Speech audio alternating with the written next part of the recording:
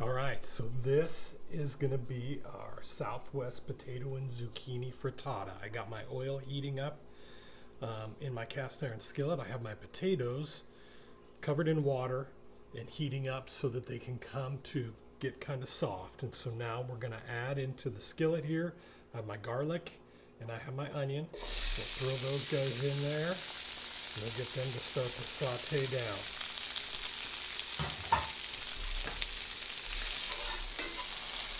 Right away you get this smell of the garlic and the onion. Yummy. And so this will cook down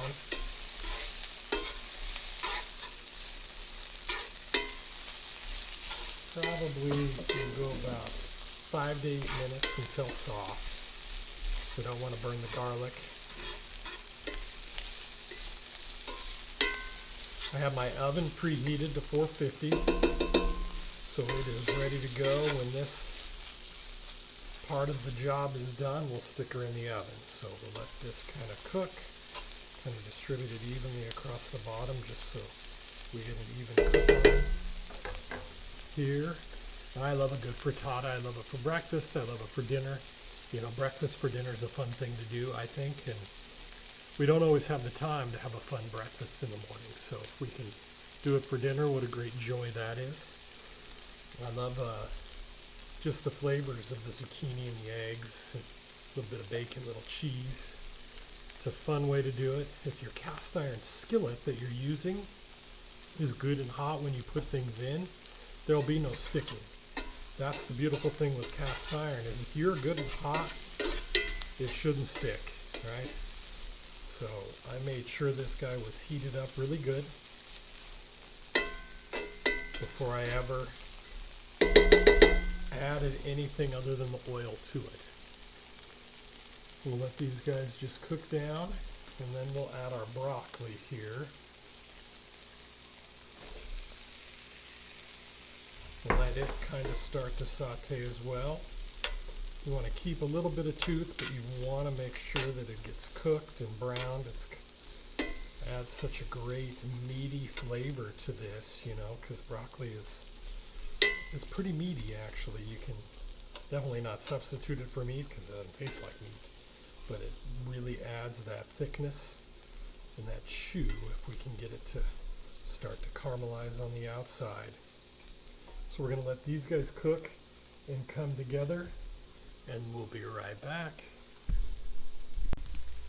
Alright, so our potatoes have boiled, and now we're going to add those as well to the skillet and let them kind of come together with the zucchini and the onion. Start to get a little bit of a char on them. We're going to go about 5 minutes. If the potatoes are cooked after boiling them, we want to get them to start to get a little color on them too.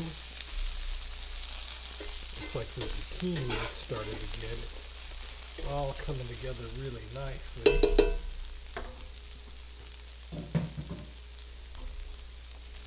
You can see the little bit of char, and the potatoes will get that fairly quickly because they are cooked already.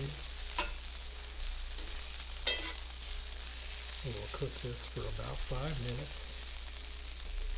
When we have our egg mixture already prepared and ready to pour over the top, you can shred your zucchini instead of dicing it, and shred the potato as well. If you do that, you can soak it in water, the potato, to get some of the starch to come out before you start to brown it. But it's kind of up to you. This is more rustic and a little bit easier, like on a weeknight, to just put together and have dinner, you know, within a half hour, 40 minutes, which is kind of nice. Not have to stress about too much because it comes together real simply.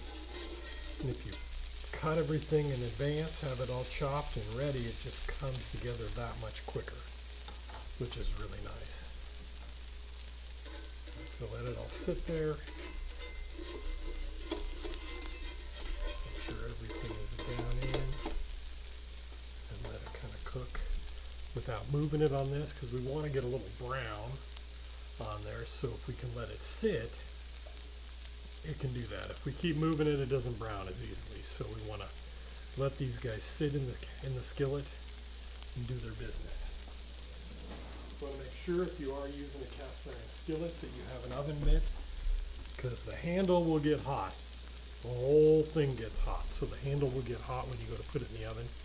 So you make sure you have an oven mitt so you don't burn your hand, because that's not fun. No one wants to burn themselves.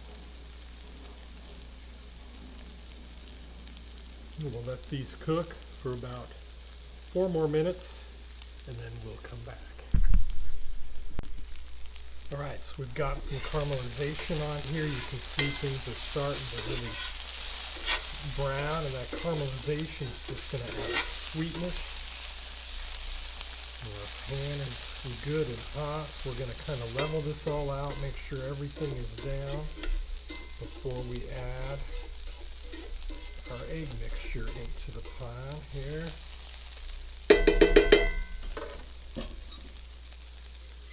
Give this another quick stir so everything is mixed together before I go ahead and put it in the lid here. And the key with the egg mixture is you want to get it to kind of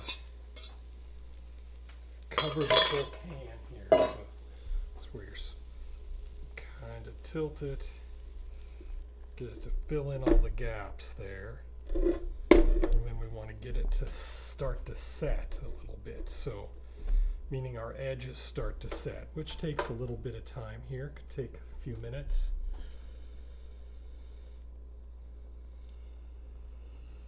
You'll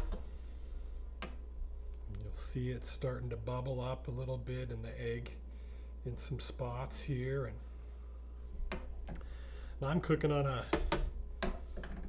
little burner here in front of you instead of the stove, so this burner doesn't get quite as hot and stay quite as hot. So it's a little bit more of a challenge, but it's all right. It'll be good. See, we'll start to see the egg start to come to the sides.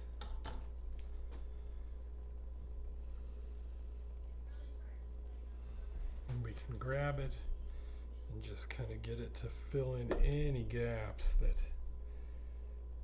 but you can see it's really starting to fill in the sides nicely. And so as that is starting to set, what we can do then is take our cheese. I have a Colby Jack instead of just a plain old Monterey Jack because it's what I had in the fridge, and I will sprinkle that over the top, and then I will grab up my crispy bacon and I will throw it on the top here, and then we are going to stick this guy in the oven and let it cook for about 10 minutes, and we'll be back to show you the finished product.